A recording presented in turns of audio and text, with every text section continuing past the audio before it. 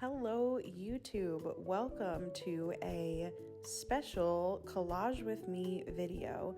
I'm getting right into it here, but basically what happened was I found a stack of Astronomy magazines on a free shelf. They were headed towards recycling, and I know that Astronomy Magazine is really reliable for space images. So like things you'll see as I flip through here, just like specific galaxies, stars, things like this that you're seeing on the screen, really bright colors, and they always are going to have at least a few of those.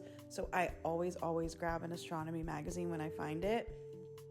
So I found this stack of them, which was very exciting, and I decided to do a really specific type of collage today. You'll see in a moment. I did one the previous night with different textures and colors and patterns, and I really wanted to do one that was specifically space and galaxy. So right now this is not a full harvest. I will go back into these magazines and take out more stuff before they head to recycling, but I'm just basically looking for colorful space, stars, galaxies, things like that. And I highly recommend, if you ever see Astronomy Magazine on a free shelf, it's always one that I grab.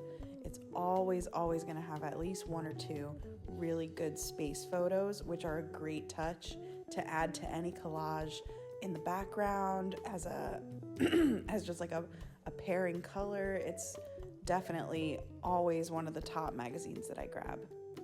So we're working in my extra large art journal today, and you'll see here on the left, this is a technique that I kind of call painting with paper, but basically I just took a bunch of interesting textures and patterns and colors and ripped them up and then kind of loosely organized them so that they make this like uniform page.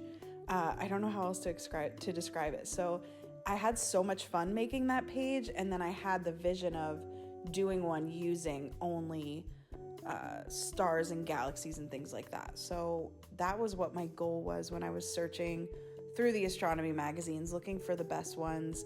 I am kind of picking colors here that go together a little bit, but like not too matchy. Like I could have done all red or all blue, but I'm just kind of picking ones that I think will complement each other, and I'm just ripping all four edges so that every edge is ripped and there are no straight perfect edges. So now that I did that, I am ripping them into strips. Usually I rip away from the side of the magazine that I want to use so that there's no white ripped edge, but you'll see here that I'm kind of leaving the white edge on a lot of these pieces.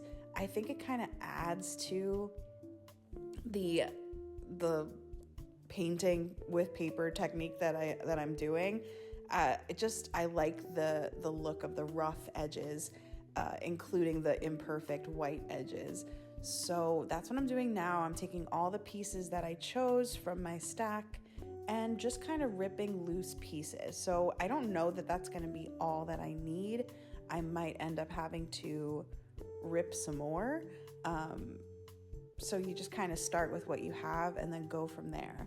I try to, when I lay them, now I'm just going to start laying them out. I don't lay them out ahead of time. I kind of just go for it.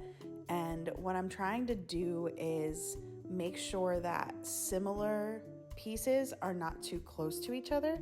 So like that blue piece that I laid down first, I'm going to try to make sure that there isn't a blue piece directly next to it. Just trying to kind of vary it so that it's not, the similar pieces are not too close to each other. So that's what I'm doing here. I decided to do the bottom layer first. On that left side page, I actually did the whole length of the page, one strip at a time. But this time I decided to kind of go in rows. So let's see how this goes. Keep watching.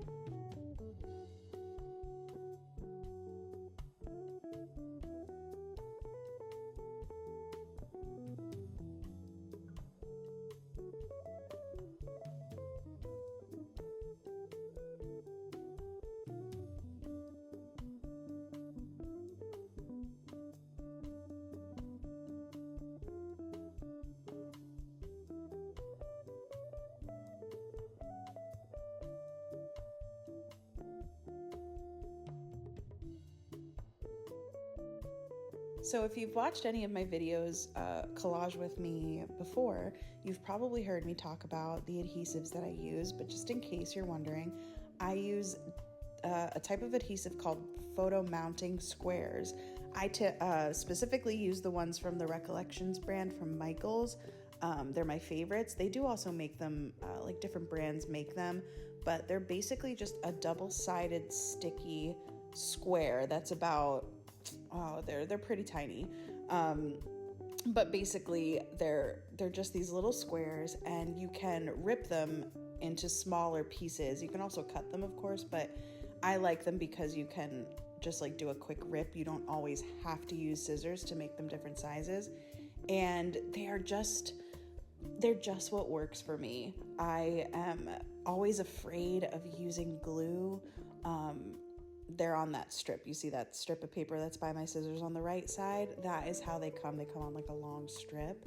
But I'm always afraid of using different types of glue because different types of magazine react differently to different types of glue. So it's always a risk. And because when you get magazine stuff, it's one of a kind, you usually are not going to find it again. I tried my best to never print out images that I use. I always try to find them organically. So I only have one of everything, and I can't really afford to get it wrinkled by a glue or that kind of thing. So I really like these photo mounting squares. They are my favorite thing. I use hundreds of them a month and thousands a year. They're just my favorite thing. I will link them in the description from Michaels, but as I said, you can shop around and find different places. Recollections, the Michaels brand, are definitely my favorite though.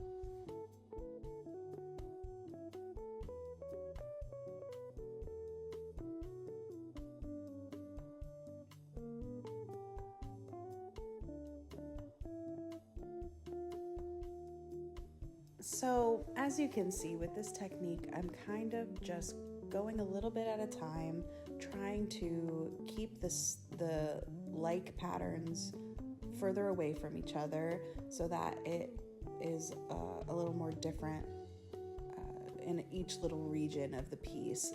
And here I have to rip a few more pieces because I need it a little bit more. And it's just really, really relaxing to do this. It's like a cool type of collage that is just really soothing, and it kind of lets you play with a visual that is kind of different. I've done backgrounds where everything is made out of perfect squares. I've done backgrounds where everything is made out of rectangles that I cut. I've done I take rectangles and then just kind of place them loosely, but this is really fun. I'm obsessed with ripping paper. It's one of my favorite things. I will rip as often as I can as opposed to cutting. So it also is a really good way to practice ripping skills, because eventually as it gets to later in your page, when you're more filled up, you have to kind of rip the pieces that you've collected even more. See, right there, you have to rip them even more to make sure that they fit within the row. So it's a good way to practice your ripping as well. Yeah, I'm just obsessed with this. Keep watching, and I think the final result you will think is cool.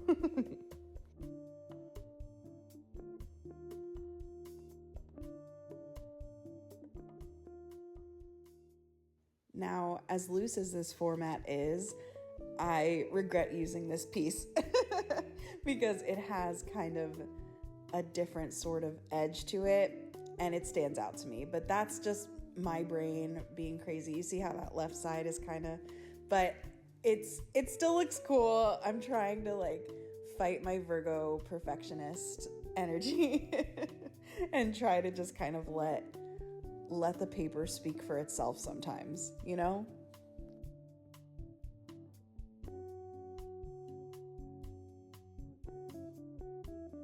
So this is the last tiny piece, and then the page is done.